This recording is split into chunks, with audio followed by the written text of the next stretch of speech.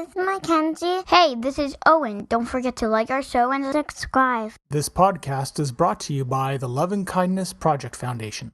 What is one thing that you could do to think, speak, or act kindly today? Go to loveandkindnessproject.org to learn more.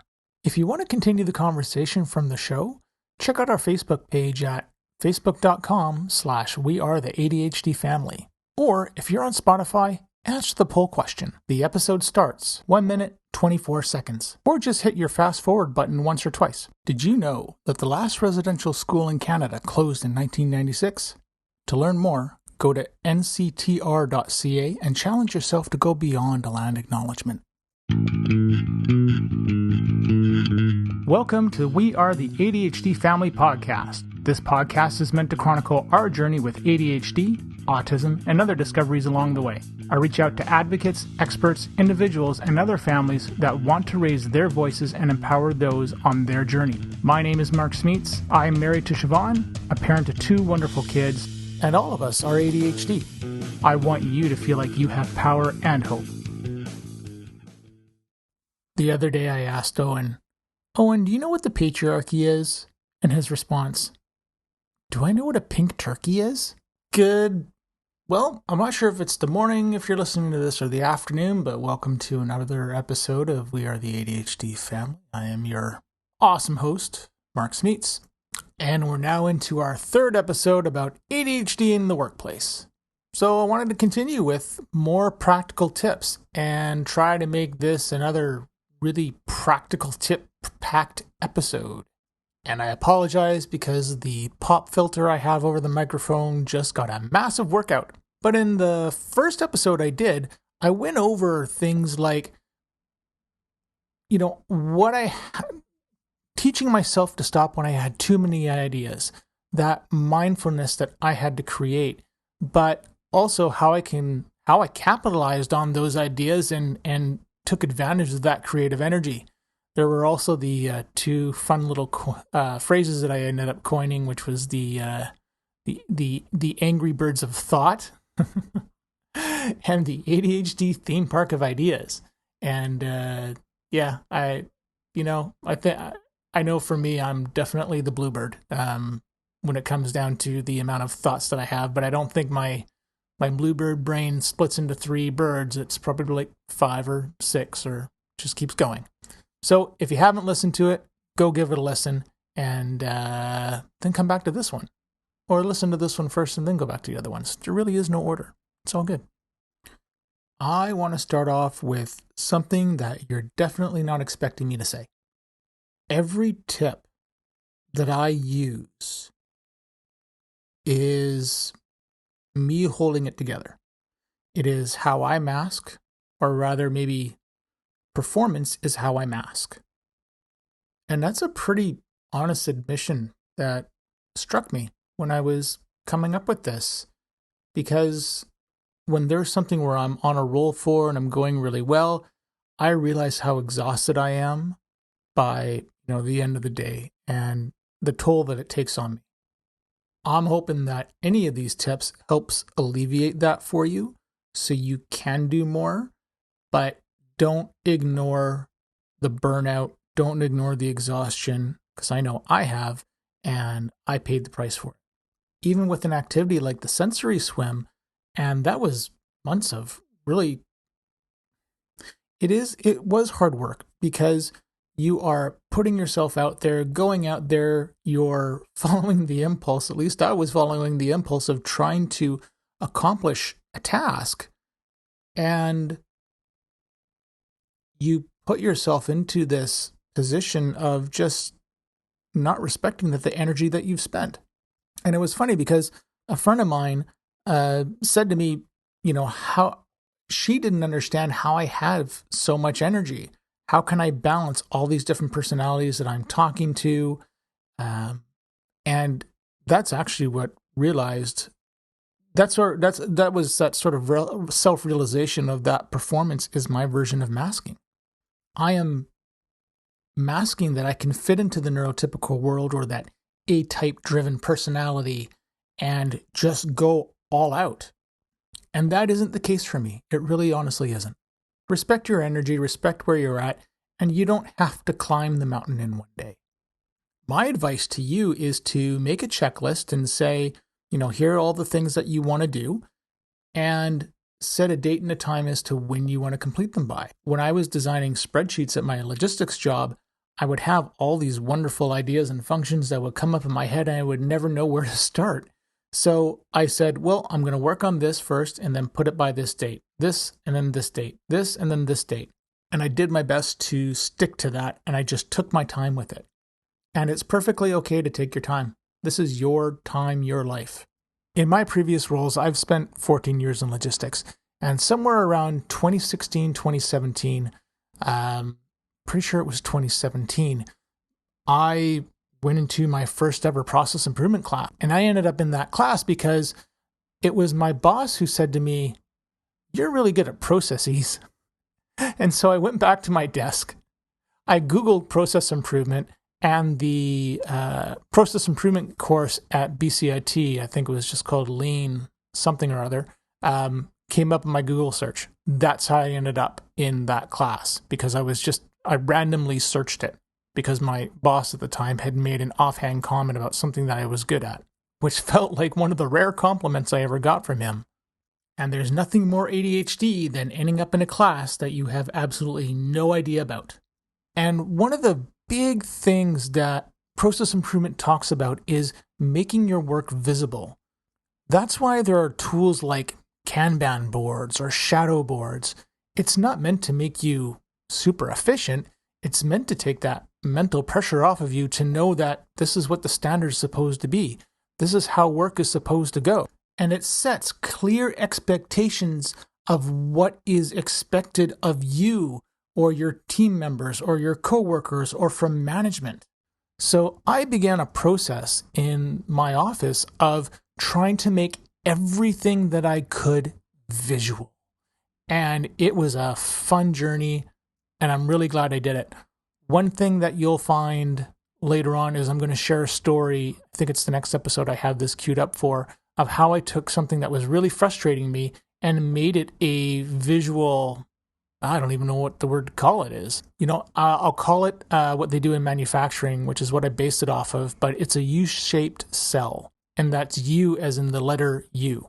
Essentially, all four sides or three sides that you have of your cubicle or your workspace, they're utilized with something work-related, and it all flows with how your day goes. Let me give you an example of what making something visual is supposed to look like, no pun intended. If you've heard of shadow boards, where certain tools or medical equipment or supplies go in a certain place and there's a little shadow cut out, that is visual management. Putting your tasks up on a board that you can see what needs to be done, and it's visual, it's out of your head, it's in front of you, and it's interactive. That's visual management. It's not a checklist of things to do. I mean, that could be part of it, but the idea is to foster cooperation within your department or within your group of coworkers, and everybody's working off something, the same list. They all have the same goal. You're all rowing in the same direction, so to speak. So in summary, if you can visualize and make something appear so that everyone can see it, that in itself is visual management. None of this is easy. This all takes practice. It has taken me years to get to this point, and a lot of the thoughts and ideas that I'm going to have in the next bunch of episodes, including this one, took a long time for me to come up with and change my thinking. This was not overnight for me. It probably won't be overnight for you, but it was a journey that was absolutely worth taking. So don't freak out if you don't get it right, but practice, practice, practice, and remember that you can always change these ideas too. One thing that I used to have to do is go to a lot of meetings. And this is pre-COVID, so you'd be in the office and you would have to sit around a desk, meet people that you've never met before, and of course talk about big, long, complicated things that are going to require discussions. So it didn't matter how many people were at the table what I always did was on my notepad, I would draw a picture of the table, and depending on where somebody was sitting, I would put their name in that spot on the table. This way, while I'm looking at somebody or I'm writing a note somewhere else, I could always look back at that person's name. And if you have multiple people around the table, then it's easy to write them in order.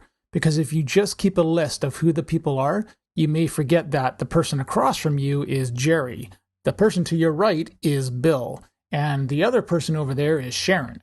Well, having them in the order that you're looking at them around the table of that picture that you've drawn on your notepad, that is going to ease your working memory and your stress level and bring it down.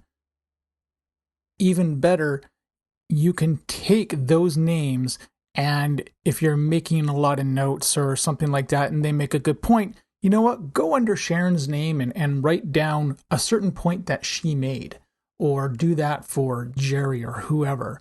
But it allows you to keep track of what those things are, because I know that when I'm in a meeting and I am trying to remember the person, but also remember what's being talked about, and not have, you know what, I hear a piece of discussion and I'm going to have 10 ideas come out of that.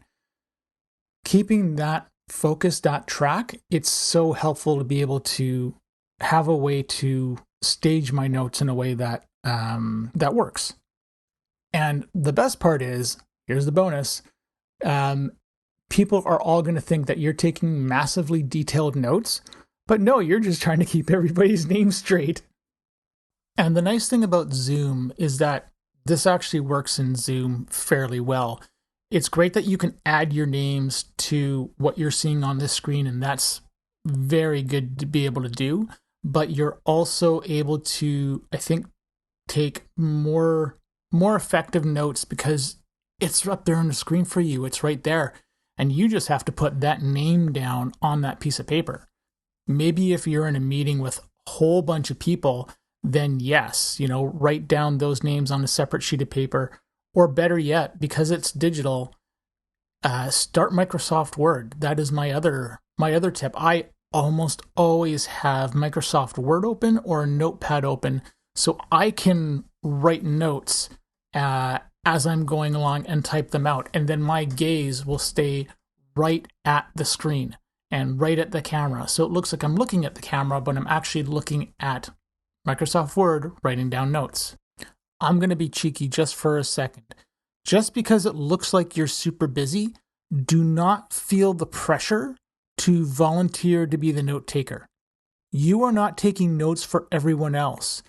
You should not be expected to be that secretary or note taker or whatever, and oh look, Bill over there is taking notes, and we're going to ask him to compile everything and send it out.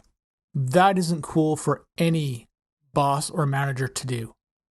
My heart goes out to you if that's something where you may feel like you're getting thrown into, but then have that conversation with whoever is organizing this and say, no, I'm not taking notes for everybody else. No one will be able to understand my notes anyways.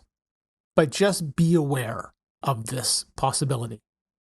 Here is the 20-second kindness break. When you have a good idea at work, or you have a flood of ideas, thank yourself. Don't focus on whether or not they get used. Focus on the fact that you came up with something that was unique, that came from you, and celebrate it. And if you have an excess of ideas, write them down and save them for later. Check out loveandkindnessproject.org and find other ways to carry out kind acts or start a kindness project of your own. And I just realized there is one thing that I want to impart before diving further into this. Don't do these things for the company. You're doing this for you. The methods that you come up with, the company, the customer, they're going to benefit as a result of you thinking through these things. And I think it's really important to draw a distinction between the work and effort that you have put in and what this company is paying you to do. I didn't get any help with setting any of this up. I was very alone. And As a result, I am very protective of the things that I know work because I wasn't promoted as a result. I didn't have any of that. I did these things because my quality of life was suffering. And not being aware of the disability makes it that much worse. I don't want to see you suffer. What's going to happen is that when you have these things down, you're going to find that the company begins to run smoother and people will look at you as the reliable one. And that is a good feeling. It really is. I will add that you may have a supportive work environment. I did not. I don't think I've ever had a supportive work environment, to be quite honest. But do this for you. Do this for your sanity. Do this for your family. Because when you're on that drive home and you're not nearly as exhausted as you were before because you started doing all these improvements and you took that pressure off you, that's why I'm doing this. So I can help someone that was in my shoes. Let's get into the fabulous world of RSD, or rejection sensitivity dysphoria. Since RSD and ADHD aren't talked about too much, let's go over what RSD is. It's when you experience severe emotional pain because of a failure or feeling rejected. And it can be physical pain as well. Maybe the feelings that you're feeling, the stress that you're feeling has worked your way into your gut rather, and it's given you a really upset stomach, or you feel nauseous, or you've got this headache that's come on. And worse yet, it feels like someone's just kind of like stabbed you thousands of times or chopped off a limb. Like, the rejection is real. I hate it personally. I can't stand it. It's a really tough thing. I sometimes refer to it as the spiky ping pong ball of death. And I don't want this confused with intrusive thoughts. That's a little bit different. That's not a spiky ping pong ball of death. That is more a spiky ping pong ball that doesn't cause death. I can't believe I'm coming up with these examples. But the difference between the intrusive thought and the RSD is the RSD will make you feel some sort of pain, some sort of magnification of what the feeling is. And I don't care. It doesn't matter what you say about, you shouldn't feel this way. That's not what we meant. No, that's actually the problem.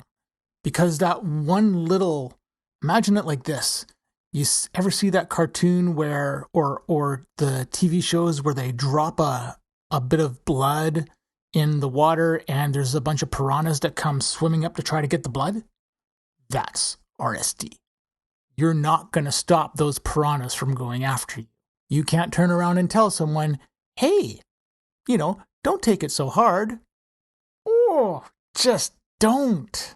It's the worst thing you can do to somebody like me. But this brings me to my next point, and it's about the use of language, and the language that we use on ourselves, the language that we use with others, and language that we expect others to use for us, and quite honestly, that others use on others. Much of the language that is out there is this ableist, medically driven, deficit-based, you are broken, you need to be fixed language. And that makes us feel like there's something wrong with us. There isn't. Can ADHD be a problem? Yeah, absolutely. When we are undiagnosed and we are struggling and putting all this pressure and weight on ourselves, that's going to resonate really hard. So recognizing those things, I think, are a really good first step to changing what you're doing at work. Along with being aware of how the language is used, get good at flipping the words and characteristics that are typically negative into a positive. So, for example, if somebody says you're distractible, no, you're curious. If somebody says you're impulsive, you're creative. If you're restless and hyperactive, you're energetic. If you're off point, you make connections. If you're stubborn, no, you're actually persistent. If you're inconsistent, it might very well be flashes of brilliance. When you're in a meeting, and with whoever it is, whether it's management, a customer, or what have you, pay attention to the language that gets used and find ways to flip that language and use it in a positive sense. One of the rationales I have behind this is because in my head and all the negative self-talk and the rejection sensitivity that I felt, this was my way of rewiring how I thought about things and what people would say to me. And I realized that that didn't make me feel good.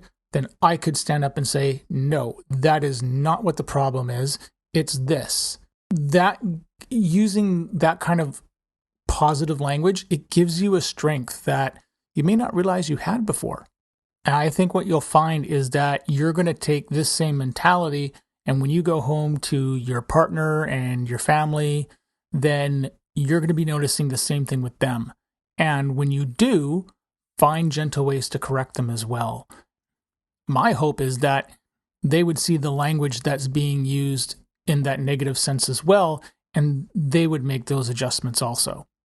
When you've come up across a problem at work, ask yourself these questions. Number 1, what is the struggle? What are you struggling with? Number 2, how did you realize what you were struggling with?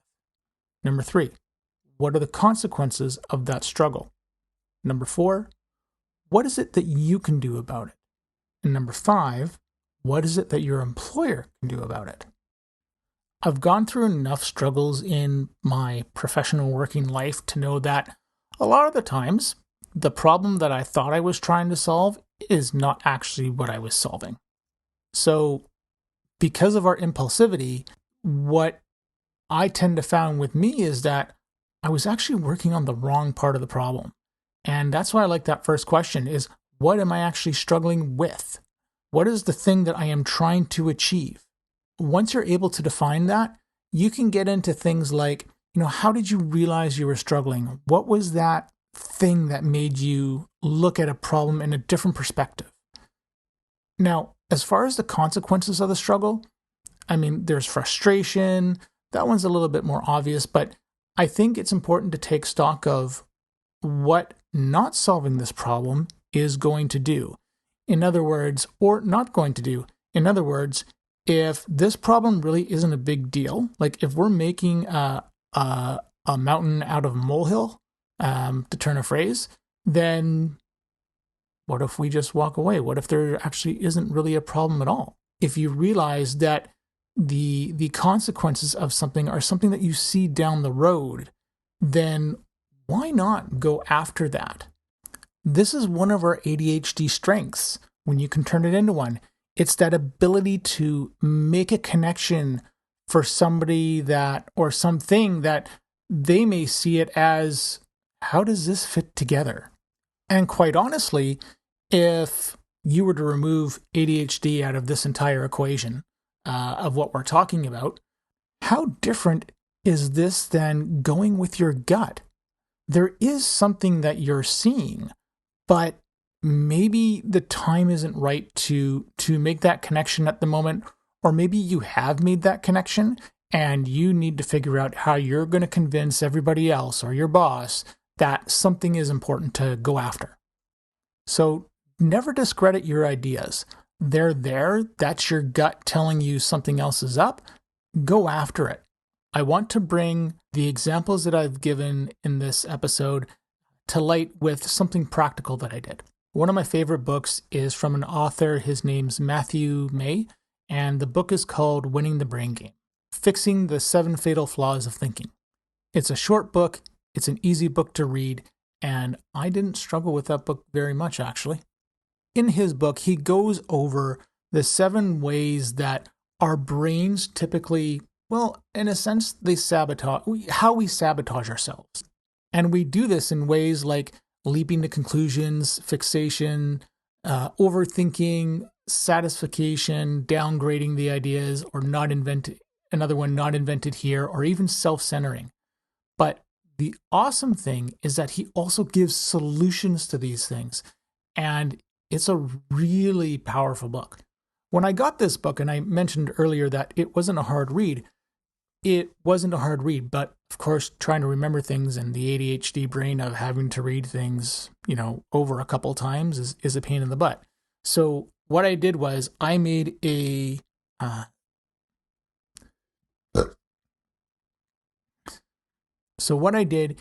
I made printouts of these 7 solutions of what the problem was and how to solve them and the different ways that you can solve them.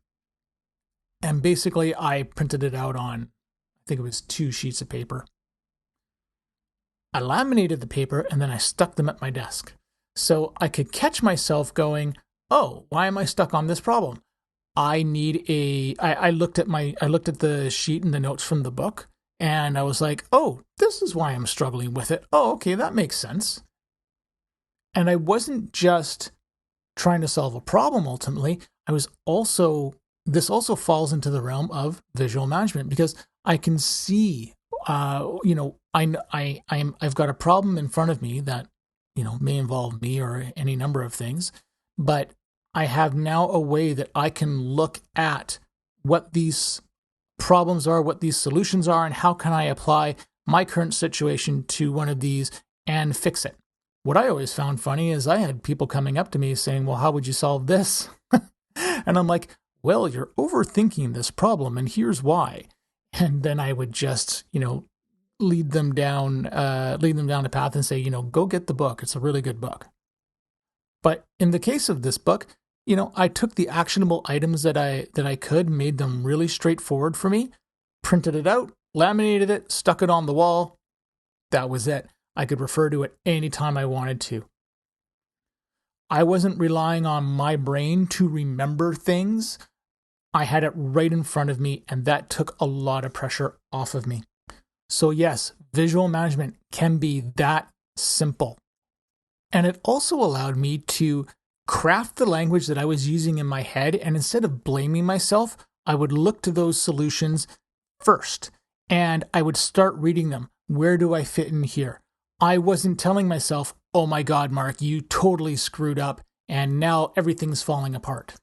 I had a method, I had a process that I could use to solve problems that came up that didn't involve belittling myself, or somebody else for that matter.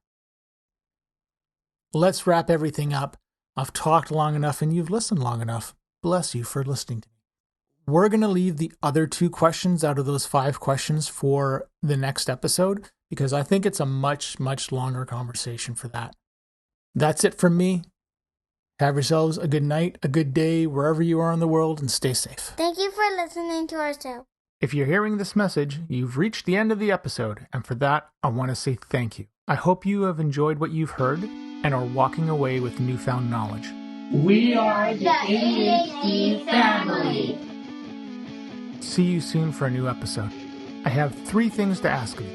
Number 1, if you have any comments, questions, or guest ideas, please leave a comment on the Facebook page. Number 2, please leave us a review on Apple Podcasts or Spotify. It helps people find us. And number 3, if you want to be a guest on the show or know someone who would make a great guest, contact me through our Facebook page. This podcast is open to everyone. You don't need to be an expert, just passionate and want to see change. The opinions expressed by the host and guest are not associated with any employer or organization unless otherwise stated. This podcast is open to everyone. You don't need to be an expert, just passionate and want to see change. The opinions expressed by the host and guest are not associated with any employer or organization unless otherwise stated.